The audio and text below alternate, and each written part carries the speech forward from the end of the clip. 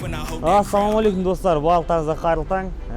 Біз таң атпастан Алматы облысы Жаркент қаласына біздікінше ауылға қысқасы баратырмыз.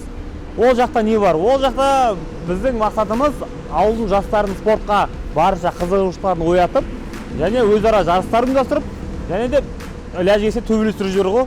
Өйткені не біздің промоутер компания мектептен ауылдан басталған, ауылда барасаңдар парадан шығасың ба дейді.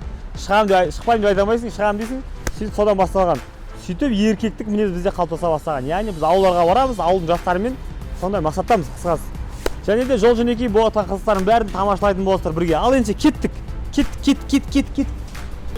Дамы и господа, мы совершаем полет Алматы-Жаркент.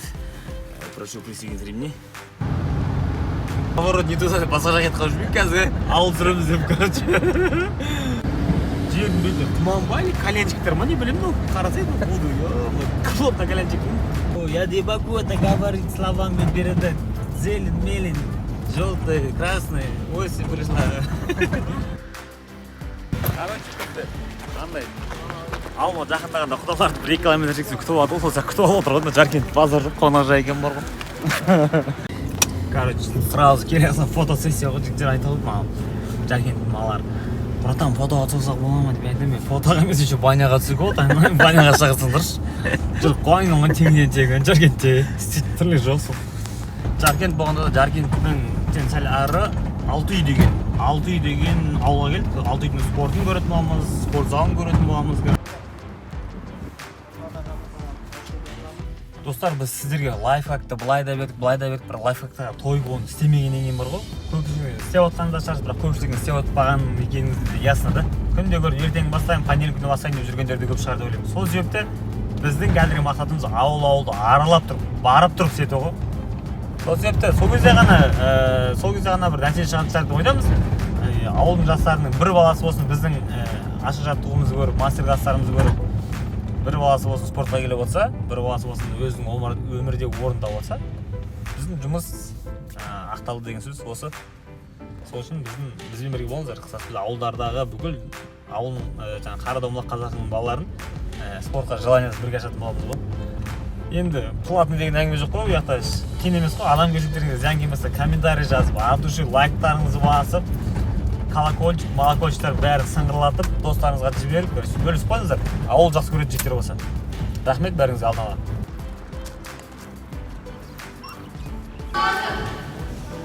Ұрамыз. Ассалаумағалейкум. Дайын жүру. Жігіттер, жақсыңдар ма? Жақсы. Настрой күшті ма? Қане тұрғанымыз? Сондай болу керек. Екінші орын алсаң болады ма, үшінші орын алсаң болды, бірінші орын алсаң болды деген настрой болса, басшы орын алмайсыңдар. Солға бірінші орын деген оймен бару керек. Алайда да, сен сұрасаң белгілеп пен сөз естідіңдер, ол сондай настрой болу керек. Жігіттер, қаншасы жарыстар сендердің? Менің 4-ші. Бірінші рет баратқандар бар ма? Бірінші жарыстың бар сендердің? О, молодец. Нарынқолда ма жарыс? Нарынқолда, иә. Нарынқол күшті жер ол. Ояқтында бар өзі. Намысқа тырысып, ояқтарда сендер сияқты ашуланып жүрген жігіттер көп. Бәрін жақсылап дайындалып барыңдар, ұру керек. Сосын андай нәрсе бар да, жігіттер. Жарыстың алдында уайым дейтін нәрсе бар, дұрыс па? Любой уайымдайды. Мен уайымдамаймын, мен қол алжымаймын деген адам өтірікші. Мен жанбаймын, смело шығамын деген өтірікші. Любойдың ішінде ол нәрсе бар. Кәсіпқой спортшыларда бар, Майк Тайсонда да бар ол.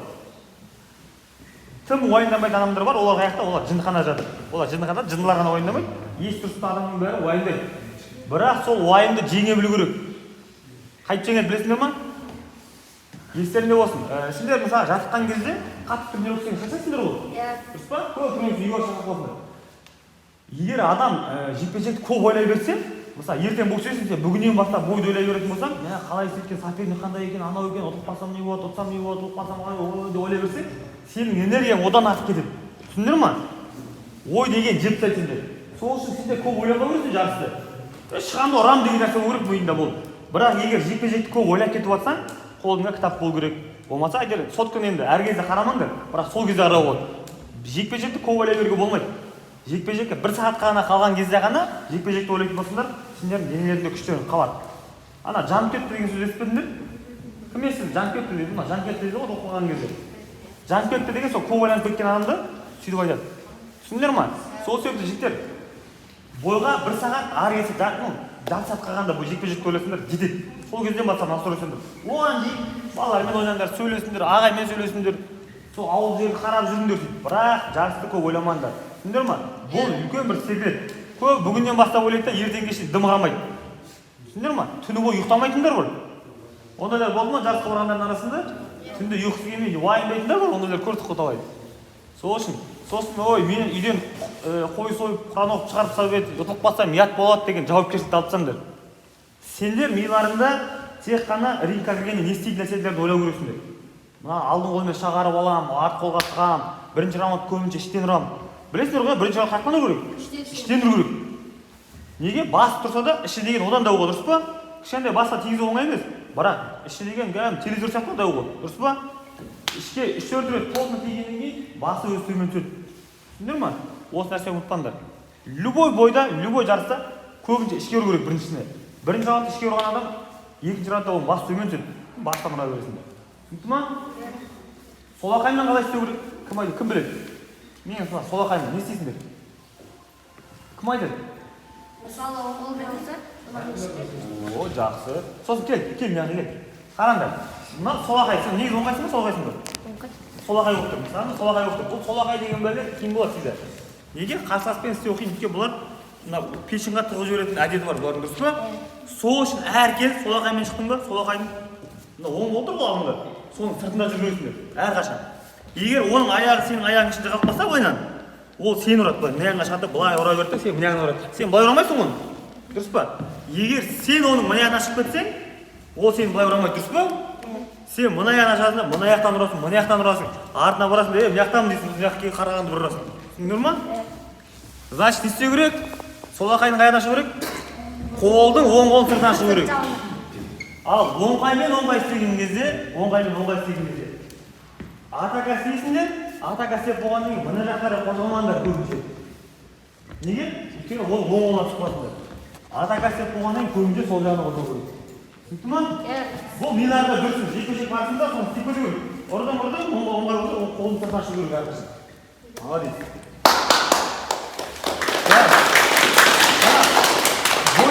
Бой істен істеп аласыңдар ғой? Бой істен істеп тұрасыңдар ғой? Бой істен істегенде осы ойландыру керек. Так, сосын қазір бізге кәсіпқой боксшы осы Жаркент өңірінің тумасы Айдос Ербосын бауырым бізге лайфхак үйретеді. ММА-ші ес қоймасын. Бұлар опасный, короче. Сразу көрсе қайталайды. Ассалаумағалейкум ардақтайым. Мына лиша солақайларға қарсы бір лайфхак көрсетейін. Осы енді приемды дейін ба, осыны соңғы өткен жекпе-жегімде алғаш рет қолдандым. Сол өтті да, былайша айтқанда, жақсы өтті. Міне. Маған да жақсы өтіп жүрмесін, абайлап. Маған да жақсы өтіп жатпай неқтің. Короче, мынаны іштен ұрасың ба? Мынаны іштен ұрғаннан сразу былай короткий басынан. Осы өте ағаш отқан жоқ деп.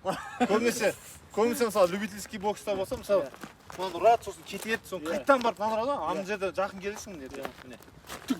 Сразу. Екі удар. Ішке басқа. Рекламный пауза, точно жетті ғой. Только пешін. Бұны күтпейді да? Артқа кетеді де. Мынадан тың и қоса берсең болады ағаш. Тың, мына шығып кетіп қайттан. Дальше больше ғой. Жігіттер только қайталау қалды. Бұны любой бокстағы ударды 1000 реттен қайталау көресің ғой. Вот сол кезде шығады ол. Ата бір рет көріп алдым болды деген әңгіме жоқ ол. Так, қай бала кім лап ұрады? Көрсетші, шықсыншы. Нұрлан шық. Кел, Нұрлан, давай, кел. Шық. Мынандай лап ұрып көріп педіңдер маңнан ма? Мына лапаны маған Америкадағы тренерім сыйлаған. Мына мексиканецтер осындай лап ұрады көбінше. Бұл лапын ұрып шаршамаған адам, жекпе-жекте шаршамайды ғой. Бұл лапы деген ракетка ғой қазір, осы жақсы. Мен өзім Америкада бірінші жекпе-жегіме шығатын кезде, бірінші қарсыласым өте аз болды. Сол кезде мен бірінші тренерім кубалық тренер болды Америкада.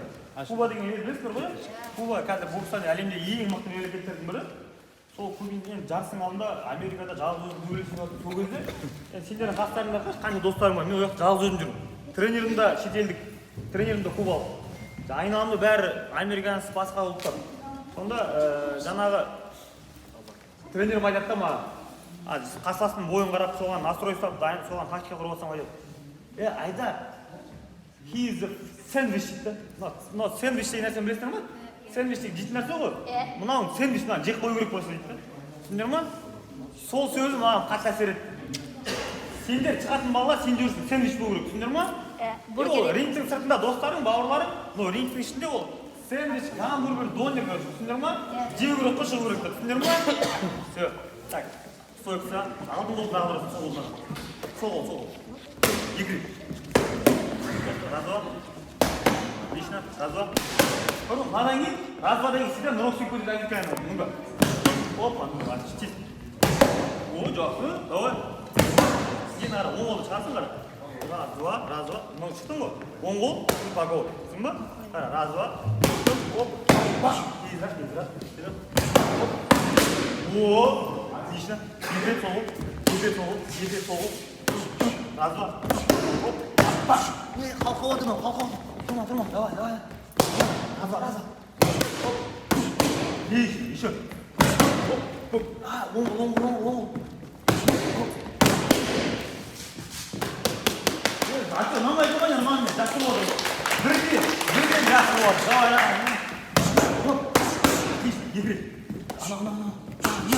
өйткені қараңдар бокс отырсыңдар ғой ұрып болғаннан кейін екі рет сол ойнасаң екі атакасын бөліп бересің түсіндіңдер ма қатар ең саған ұнайтын екі рет жүрсең тұрып қалады түсіндіңдер ма сосын бойдың барысында ең көп кездесетін қателердің бірі автомат жасайтындар бар түсіндіңдер ма автомат жасау деген білесің ба не екен қол былай түсіп кетсе автомат осылай ғой немістерсе кімнің стойкасы осылай түсіп кетеді ол сені таяқ жейді түсіндіңдер ма сол үшін не істейміз қолды көтеріп жүру керек қайдан енді раз-два три раз қара екі боковой түсіндің ба қара аяқ көтермеу керек кішкене жағын түсіндің ба раз-два тридан кейін опа опа молодец қара и боковой сразу түсіндің ба давай кел боковойдан кейін отлично орнына тұрып сосын аяқта көп қатты отырмаңдар қатты тұрып кетуге де болмайды қатты отырып алу ортаны ұстау түсіндіңдер ма сол кезде ударларды жойылатын болады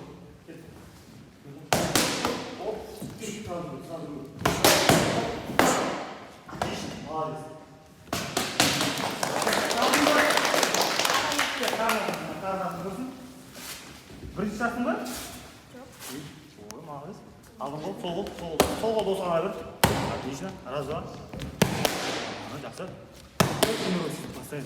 әр кез удардан кейін әр кез соққыдан кейін сендер де нырок ұстау керексіңдер түсіндіңдер ма мына нырок деген нәрсе не үшін жақсы білесіңдер ма нырок болса прямой ұрса да астынан өтіп кетуге болады боковой ұрса да астынан өтіп кетуге болады түсіндіңдер ма снизуға ғана нырок өтпейді өйткені астынан қиынсыз қалуы мүмкін түсіндіңдер ма бірақ раз-два деген нырок істей берген жақсы раз-два нырок любой удардан кейін защита басталып кету керек ну-ка раз-два о отлично еще раз хорошо раз-два вон и право прямой хорошо давай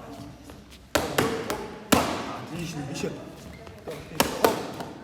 молодец еще молодец так енді бұл қарындастарымызда бар жақсы төбелесіп қайтады деп ойлаймыз қай салмаққа барасың 42 мен бокс картасы 42-ден бастағанмын Жаркентегі біреуге келгенде алып баратын жерлер ең бірінші ол Жаркенттегі бір шегесіз істелген мешіт салынған ғой бір шегесіз салынған қазір 1000 шегемен салғандар қираққа отыр мынау деген не деген конструкция ғой Қытай сияқты не дейді Қытайдың несі салған ғой Қытайдың архитектор Қытайдан болған Жолдаш деген не құру кісі Қытайларда келіп жұмыс жасап қойған ғой кезінде біздің бабаларымыз біздер қазір Қытайға барып жұмыс істеп жүргендер бар лучше келіп жұмыс істете берейік ой Айдар саған бұл дастархан жайдырып сіздің бір онсыз да ауыл спортына ауыл жастарына істеп жүрген еңбегіңіз өте зор ғой соның бір базаңыз беріп қойсаңыз ассалаумағалейкум құрметті бауырлар қазақта Айдар сияқты елін жерін сүйетін азаматтар көп болсын дарабоз деген ол дара шыққан жеке тұлғаларды ғана атайды. Қабанбай бабамызды да дарабоз деген ғой. Сондықтан әрбір қазақтың жігіті дарабоз болсын, спортпен айналыссын. Бүгінгі таңда елді жаулап жатқан бағанағы арақ, темекі, есірткі деген сияқты елімізді, жеріміз, жастарымыз құртып жатқан бәледен аулақ болып, спортпен айналысып, осындай жігіттерден үлгі алып, әр қазақтың жігіті дарабозсын деген келеді. Айдар, алтын бауырым, аман болыңыз, сіздерге сәттілік тілеймін. Енді қараңдар жігіттер, кішкене кәсіпқой бокстың стилінен сендерге бір-екі лайфхак көрсетіп жүрейін. Мен лайфхактарын көрдіңдер ма, инстаграмнан көрмедіңдер ма? Көрдіңдер бар ма? Видео қайталап жүрсіңдер ма? Қараңдар байсы. Мысалға, мына жақтан өтейін, қараңдар. Былай көрсетейін. Например, бізге пешен ұрады, ішке ұрады. Пешен ұрғанда біз не істейміз? Менде пешак тұрса, мен осы жерден аламын да, сразу ұрып жіберсем болмай жақын. Түсіндіңдер ма? Мысалы, например, боковой ұрса, біз көбінше не істейміз? Нұрок істейміз да, сосын барып жауап береміз ғой боковоймен. Нұрокқа үлгеру керек, одан кейін боковойға үлгеру керек, өте қиын нәрсе. Сол үшін не істейміз? Боковой ұрады, жайлай берші сағырақ. Қолым қоямын да, мына несі ашылып тұр, көрдіңдер ма? Тіпті астасын. Екі ортадан көрдіңдер ма? Оны былай нұрок істе, ол қиналып жүрмейсің. Қара ұрады, қайтадан ұрады. Қолды қойдым, шақты қыз өресің. Қайдан? Шақты, көрдіңдер ма? Прямой. Дәл ішіңе ұрады, ішке ұрады. Пешің ұрады. Оппақ, астынан. Қысқа ударларды ойын керек, түсіндер ма? Былайынан, через бұрындай, через сарыөзек ұрады қойыңдар, түсіндер ма? Бейді малды жүру деген болмайды, түсіндер ма? Сол үшін, маяқтан туыр самын, мысалы боковой ұрады. Көрдің ме? Қолыңды қоясың блокты, қолыңды алмай қартыса қойды. Түсіндер ма? Қара ұрады. Түк, тық. Осындай нәрселерді үйренетін болсыңдар, кәсіпқой боксшы боласыңдар. Қазір қара. Енді қара, көреміз. Қара, тез. Осы қазір тұрғанды үйреніп аламыз. Қолыңды бүйтіп қоясың, шындақты. Жоқ, шындақты түт жабасың. Астынан сен көтересің. Боковой ұрасың, мынаумен сосын прямой ұрасың. Оя, қара, жайлап. Түк. Астынан, боковой. Жақсы, қайда. Бос. Снизу бар. Бірінші қолын қойып, асық бар. Қазір қаранда бір үйрен. Астынан, боковой, прямой. Енді осыны жылдам, жай. Жылдам ұрамыз.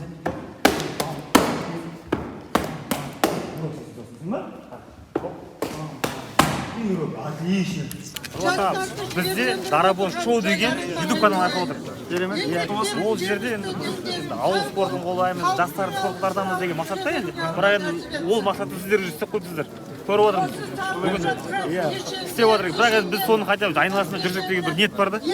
Біздің ауданымызда осы төртінші күрес залы ашылып жатыр. Біріншісін Асылбек Әукенов, Боранбек Әукенов салған зал. Одан кейін Берік Сауранбаев деген жігіт салды.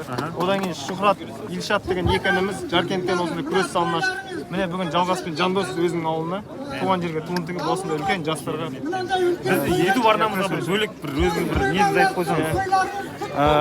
Сіздердің ашқан YouTube арнасында осы жастарға жақсы тәрбие беретін осындай іс-шаралар көп болсын. Жұмыстарыңыз жана берсін, еңбектеріңіз ақтала берсін. Бокстан ашады, жігіттерден шыға берсін. Просто көт бәрі. Басқаша стиль көрдіңдер ма? Көбінше развар үйреніп қалған бала бұған үйрену қиын. Бірақ бұл үйреніп алса, развар жүргендерді ұрып қояды бұл. Түсіндер ма? Қайдадан? Оп, бам, бам, бам. Опа, отлично. Оп, бам, бам, бам. Ой, молодец, еще. Бам, бам, бам. О, көрдіңдер ма уже? Қасел. Оп, тез. Одан да тез кет. Оп. Ой, қылман, оп. Ай, молодец, еще. Ай, молодец, еще. Қол қой, оп, бам, бам, бам. Сачи. Қараңдар, тағы да бір прием көрсетіп жүрейін. Қараңдар, көбінше жаңа прием ғой, қараңдар. Көбі левсбок ұрады, мысалы левсбок ұрғанда блок қояды, или нұрок істеп кетеді, Қараңдар. Енді қараңдар, сіздер. Енді қараңдар. Боковойға, қолды қойды, правый прямой ұрам, левсбок ұрам, қайтан правый прямой ұрам. Қарап, қол жетті қолын қойып, сен қолын қоясың. Оң қол, боковой, оң қол. Қойым, отлично. Бірақ қолды қойғанда қараңдар, қолды қойғанда сәл мына қарап қою керек. Түсін ба? Неге сол кезде мына ашылып қалады, көрдің ба? Сол кезде тұрақ оң қойған. Түк көрдің ба? Кереді. Егер бай тұрып қалса, тұғамайған қараңдар. Шақ, бам, бам, бам. Отлично. Молодец. Оп, бам, бам, бам. Қысқа қор, жай жай. Тық, қысқа. Тағы қол созба да қазір. О, міне молодец. Таза профи ғой бұл. Ин ұрық. Түсін ба? Оп, баса. Ин ұрық. Отлично. Опа! Оп, жоқ, қол қой. Енді мына жаққа сен қара. Қол қоясың, боковой, прямой, боковой. Қара. Жоқ. Мен. шах бака жоқ мына боковойға қол тұрасың оп боковой о отлично оп пам пам пам бос о жоқ кет одан да о инерок түсін ба оп қол қой оп инерок отлично опа көрдің ма сразу істеп жатыр молодец дайын бала опа мына оп қолға шақ қол боковой оп ана боковой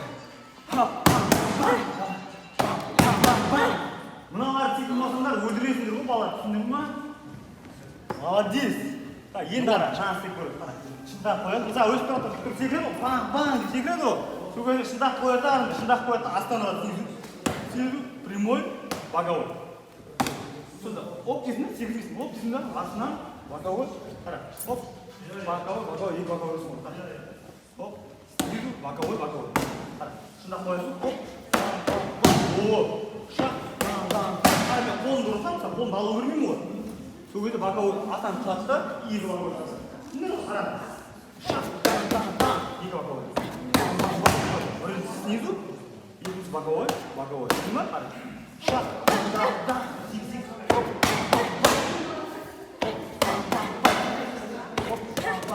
инрок түсіндің ба оп инрок боковой шаспа ой бүгін көктал ауылында спорт комплекс ашқан Алтынбек ағамызға комплекс болғанда жаңағы спорт күрес мектебі осындай көктал күрес мектебі 2019 жылы осындай бастап қысқа мерзімде бастап құрылысын бітіріп былтырғы жылы жаңағыдай жұмысқа бердік. Нәтиже бар ма? Нәтиже міне ауылымның өзімнің балаларым бір жылдың ішінде сол ашылғалы 2 чемпион Қазақстан, 2 жаңағы жүлдегер Қазақстанның және 2 республикалық турнир, 6 бала кандидат мастер спорт. Пожалуйста, рекламный пауза. Жаңағы солар интернатқа барып, жаңағы қазіргі Олимпиада резервтер мектебіне түсіп интернатқа. Сол жерде тәлім тәрбие алып отыр. Белгілі мамандардан ше. Тек ауылда тойхана салып, құр бизнеспен істеп жүрген жігіттерге айтарыңыз қандай? Айтарыңыз бар ма? Бір атты қана өсіріп жүргендер, итті өсіріп жүргендер ғой неше түрлі. Оларға айтарым, жігіттер, міне жаңағы пайғамбарымыз саллаллаху алейхи вассалам хадисі бар ғой.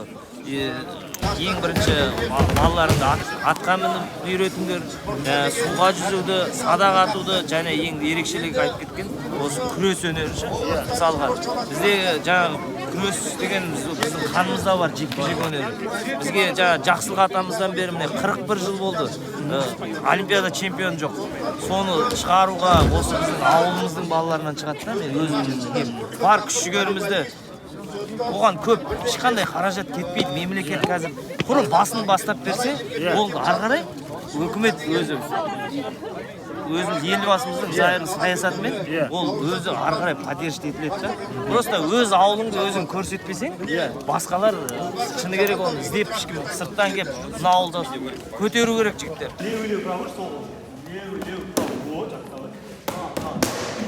Көрма, нұрақты беріп кейін көрма. Солыстан жүрген сақ жүрген сақ, науылын нәрті тұрды, көрма. Осы жақты жақсы опа, енді қара. Нұрақтан шыққаннан кейін қара. Нұрық, право прямой и пешін. Түсін ба? Қара, аспа. Оп, көк. Право прямой. Оп, право прямой и пешін. Түсін ба? Бүгін жарысқа барасыздар ғой, конечно, новый нәрсені істеу оңай емес. Бірақ бұның бәрі адам істеген нәрсе. Түсіндіңдер ме? Біреу істей алса, сен де істей аласың. Егер ешкім істемаса, сен бірінші боласың. Түсінікті ма? Иә. Так, бұйырса осы жарыстарды өткізіп қойғаннан кейін тағы да бұйырса уақыт тауып сендерге келіп, бір ағайлармен бірге қосылып, ашық жаттығу өткізуге тырысатын боламыз. Түсіндіңдер ме? Келесі жолы мен сендерге призға зат алып келемін. Кім осылардың бәрі жаңа көрсеткен нәрселер көп жақсылап қайталап көреді, көрсетіп береді. Мен личный сыйлық болады сендерге. Түсінікті ма? Так, балалар. Ой, молодец, жүр. Нәрсе, білесіңдер ғой, ішке басқа ұрды. Ішіне қат тұрсаң, екінші бүйтіп қалсаң, ішін қолын сүреді, түсіндер ма? Сол кезде басынан тоқу болады. Сол басқа, ішке басқа. Ой, мына салмағы үлкен болатын балалар ғой. Сүйеу көріп алады. Оларға көбінше боковой, ближний, средний сасын көріп істемейміз ше. Осылар көріп істеу керек. Так, осы орында тұрасың. Сол қол боковой. О, денеңді былай ал. О, отлично. Ну, кейдің орнынан тағы боковой. О, жақсы. Мынау боковой тайсың ғой оның. Жаркенский тайсың. Отлично. Еще. О, жақсы. Енді қара. Боковой өрден нұрөксіздің боковой иппешін. Оң қолды көп ұрынға қашта, сол қолмен ақ сыныр ғой. Қараңдар. Боковой. Нұрөк. Боковой иппеш. Молодец. Отлично. Енді қара, жаңа қол қоясың, право прямой и боковой. Сонда қара. Бірінші қол қой. Хоп, бам, бам. Бам, бам. Тез. Хоп, бірінші қол қой. Хоп, бам, бам. Отлично, тез. Отлично. Қара. Хоп, бам, бам. Так, пешімсің ба? Хоп, бам, бам. Вот. Отлично. Түсінді болсын. Хоп, бам, бам. Отлично. Ішке басқа боковой. Бам, боковой алмады.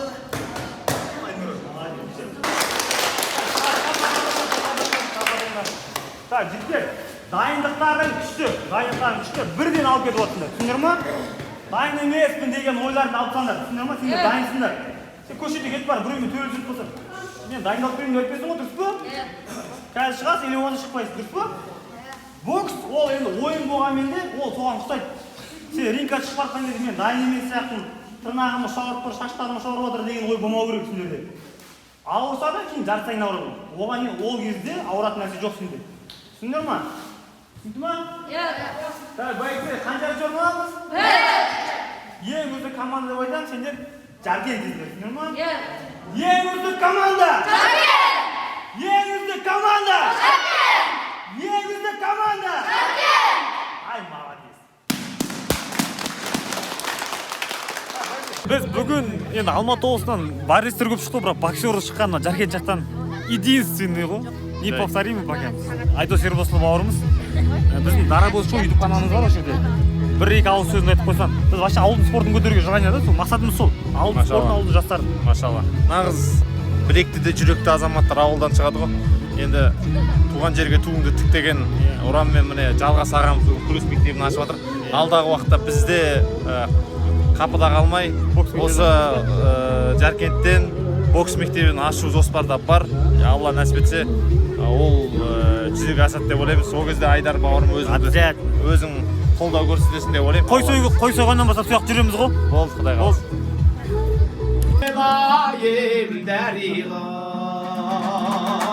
Armağım жоқ, yığılmayın güllerine. Енді бір лайфхак көзімен алдындағы барлығы біледі, соның екінші сериясы Асы Алмабаев алттағыма қоятын будинг деген. Бірақ одан кеш оянып оятады енді. Ол кезде мен кіріп баратқан сценарий бойынша сен мені алып ұйықтап қаласың. Былай осы жерден қылқындырып. Оны көрсетемін, кассета сайланып кетті дегенде қой, басқа нәрсе күтіп тұр ғой енді, халық не істеуге болады. Енді боксерға қарсы не істейсің? Бориске қарсы істедің. Боксерға қарсы не істейсің? Боксерға қарсы көбінесе боксер кормит ноги дейді ғой. Бірінші боксердің негізі көбінесе қолынан емес, в основном аяғын қарау керек. Аяғы движениемен алданып қалсаң, соған түсіп қалсаң, сол кезде ғана удар тиеді да. Сол үшін аяғын сушить етуге тырысамын. Сушить ететін болам. Мен өзім көбіне қолданатын мына жерден емес, именно мына жерден ең жанды жер болып табылады. Сол жерден тебетін болсаң, мен бір линияда да олар көп келеді, боксерлар отырып яған жақсы көреді. Неден ба? Мен сол жерден екі рет жақсы істетсең, уже стойкасын ауыстыра бастайды. Стойкасын ауыстырған кезде уже күреске кіру оңай болады бұл жерде ше. Любой проходың өтетін болады. Ал өз стойкасынан кішкене защита жасау мүмкін да. Міне бүгін Құдайға шүкір Жаркент қаласындағы номер 1-ші спорт мектебінде кішігірім балаларды жарысқа шығарып салу және ашық мастер-класс болды қысқаша. Келесі жолдар келген кезде балалар жарысына төбелесуге яттау болды, кішкене келесі жолдар жестокий, кровь из носа, мұрын қанаған, көз істеген спаррингтер көретін болсыздар. Енді бұл ауылдың спортқа деген зейіні өте жоғары екен. Білмеймін, спонсорлар ма жоқ, Алматы облысы басқармасы ма? Сіздерге кім? Алматы облысы басқарма? Бұл көмек бере ма бұл жерде? Спорт басқармасы ма? Спорт басқармасынан. Кім сонда ол жақта? Нұрбақыт Молдахметұлы, осы басқарманың бастығы, сол кісілер бар. енді өкімет салып берген спорт зал ғой Иә. бұл. Тегін барлығы. Иә. Бәрі тегін, балаларға бәрі тегін. Барлығы тегін. Мына бәрін снаряжение өкімет Түгел өкімет. Балалар келеді, ешқандай бір тиын ақша төлемейді. Иә. Главное келіп қатысса болды. Ата-аналар да келеді, балалар да бізде не көмек, ешқандай көмек керек емес. Өкімет беріп отыр барлығын. бұның Балаларды басшылығы қалдырмайды. Талдықорғанның Нұрбақыт Теңізбаев па? Иә, Теңізбаев Нұрбақыт. Керемет. Тірлік істеліп жатыр міне. Иә, Облыс жақсы жұмыс. Балалар өсіп жатыр. Ауданымызда жарыстарға кім жіберіп отыр? Жарыстарға да жүріп тұра ма? Иә. Жарыстарға да жаңа облыс орталығы бөледі. Облыстан бөлек. Бұл сылтау жоқ, тек қана айналу керек ауылдың балаларына. Міне осындай ауыл спортына зейін бөлініп жатыр. Керемет. Сәттілік. Рахмет сіздерге. Жақсы. Жігіттер, енді көшеде жүрген балаларды бокс тартатын боламыз, Құдай қаласа. Бізбен бірге болыңыздар.